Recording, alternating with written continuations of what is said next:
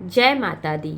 अतः देव अपराध क्षमापन स्तोत्रम हिंदी में। माँ, मैं न मंत्र जानता हूँ न यंत्र। अहो, मुझे स्तुति का भी ज्ञान नहीं है, न आवाहन का पता है न ध्यान का। स्तोत्र और कथा की भी जानकारी नहीं है। न तो तुम्हारी मुद्राएं जानता हूँ, न मुझे व्याकुल होकर विलाप करना ही आता है। परंतु एक बात जानता हूँ, केवल तुम्हारा अनुसरण, तुम्हारे पीछे चलना, जो कि सब कलेशों को, समस्त दुख विपत्तियों को हर लेने वाला है, सबका उद्धार करने वाली कल्याणमयी माता। मैं पूजा की विधि नहीं जानता, मेरे पास धन का भी अभाव है, मैं स्वभाव से भी आलसी हूँ तथा मुझसे ठीक ठीक पूजा का संपादन हो भी नहीं सकता। इन सब कारणों से तुम्हारे चरणों की सेवा में जो त्रुटि हो गई हो उसे क्षमा करना, क्योंकि कुपुत्र का होना संभव है किंतु कहीं पे भी कुमाता नहीं होती। माँ, इस पृथ्वी पर तुम्हारे सीधे साधे पुत्र तो बहुत से हैं, किंतु उन सब में मैं ही अत्यंत चपल तुम्हारा बालक हूँ। मेरे जैसा चंचल कोई विरला ही होगा। सिवे, मेरा जो यह त्याग हुआ है यह तुम्हारे लिए कदापि उचित नहीं है, क्योंकि संसार में कुपुत्र का होना संभव है किंतु कहीं पे भी कुमाता नहीं होती। जगदम्ब मात, मैंने तुम्हारे चरणों की सेवा कभी नहीं की। देवी, तुम्हें अधिक धन भी समर्पित नहीं किया, तथापि मुझ जैसे अधम पर जो तुम अनुपम स्नेह करती हो, इसका कारण यही है कि संसार में कुपुत्र पैदा हो सकता है किंतु कहीं भी कुमाता नहीं होती।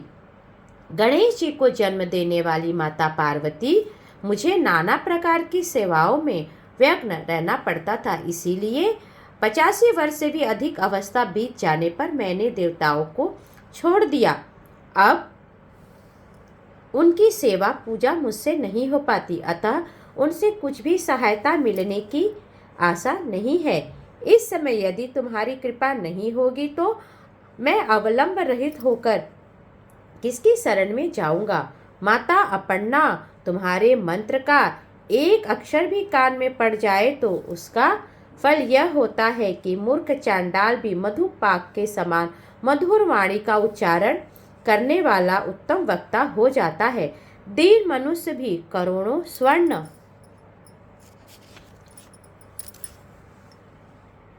स्वर्ण मुद्राओं से संपन्न हो चिरकाल तक निर्भर विहार करता रहता है।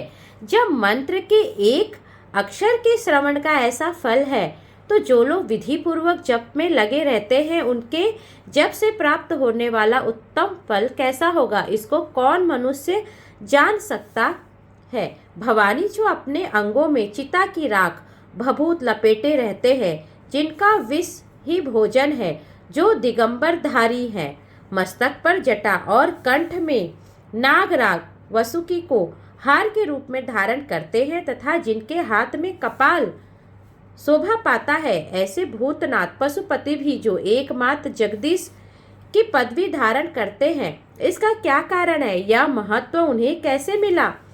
यह केवल तुम्हारे पाणी ग्रहण की परिपाटी का फल है।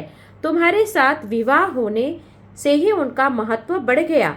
मुख में चंद्रमा की शोभा धारण करने वाली माँ, मुझे मोक्ष की इच्छा नहीं है, संसार के वैभव की भी अभिलाषा नहीं है, न विज्ञान की अपेक्षा है, न सुख की आकांक्षा है। अतः तुमसे मेरी यही याचना है कि मेरा जन्म मृणाली, रुद्राणी, शिव, भवानी इन नामों का जप करते हुए बीते। माँ श्यामा, नाना प्रकार की पूजन सामग्रियों से कभी विधि पूर्वक तुम्हारी आराधना मुझसे न हो सकी। सदा कठोर भाव का चिंतन करने वाली मेरी वाणी ने कौन सा अपराध नहीं किया, फिर भी तुम स्वयं ही प्रयत्न करके मुझ अनाथ पर जो किंचित कृपा दृष्टि रखती हो। माँ, यह तुम्हारे ही योग्य है। तुम्हारी जैसी दयामयी माता ही मेरे जैसे कुपुत्र को भी आश्रय दे सकती है। माता दुर्गे, करुणा सिंधु महेश्वरी, मैं विपत्तियों में फंसकर आज जो तुम्हारा स्मरण करता हूँ, इसे मेरी शरणता न मान लेना, क्योंकि भूख प्यास से पीड़ित बालक माता का ही स्मरण करते हैं। जगदम्ब, मुझ पर जो तुम्हारी पूर्ण कृपा बनी हुई है, इसमें आश्चर्य की कौन सी बात है। पुत्र अपराध पर अपराध क्यों न करता जाता हो, फिर भी माता उसकी उपेक्षा नहीं करती।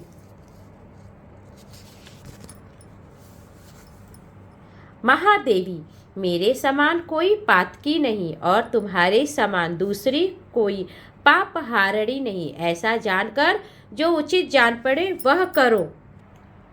बोलो अम्बे माता की जय।